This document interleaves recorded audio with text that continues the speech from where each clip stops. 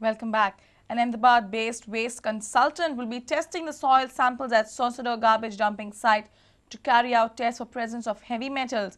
The team is expected to visit the site again with heavy drilling machines for taking the soil samples. The work on the Sonsador dumps will commence thereafter. Ahmedabad-based waste consultant visited Sonsador garbage dump recently. They also met the Margam Municipality Council to discuss various issues relating to the garbage capping. The team from Ahmedabad took soil samples to carry out tests for presence of heavy metals. But project engineer of Fomento, Shalom Sadinia, informed that manually drilling of all the points at the spot will consume much time.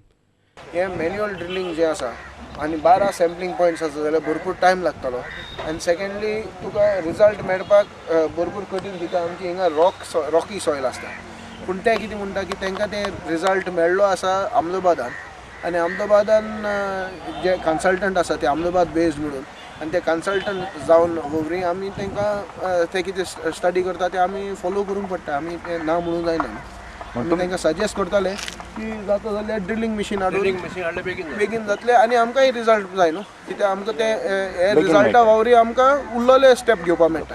The team was in the state with manual drilling machines. However, the team is expected to return back with drilling equipment and collect more soil samples. Our reporter in Margaon, Samir Bhatt. Now news from sports.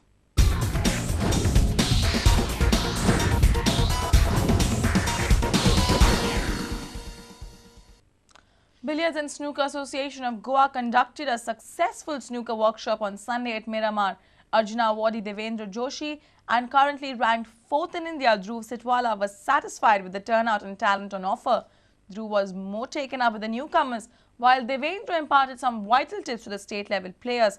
27 freshers turned up for the morning session, while over 15 state-level billiard and snooker aspirants made their way for the workshop. Secretary of the Billiards and Snookers Association of Goa, Nicholas D'Souza, gave a few details of the workshop. Morning, about 27 kids came, about 7 girls, and the rest were all boys. They were from sub-junior level, from age 7. Out of these boys, we found about 3-4 boys who know to handle the stick, who know how to stand. I think the coaches have also seen them. Dhruv is happy with the youngsters as well. I found a lot of children from different schools. Around there were 50 children who were actually very much keen on making it to the green base. Now we went to the grassroots level to teach them how to stand, what should be the stance, what should be the playing techniques, how to have your eyesight on the balls, and all the basics of the game we wanted to actually teach them. And it was nice that they took much more interest in grasping the knowledge which we imparted. While Devendra is looking to focus on the seniors. I'm looking forward to the evening session because these are the guys who actually play the sport and how they can improve from here. That would be the crucial thing to explain to them.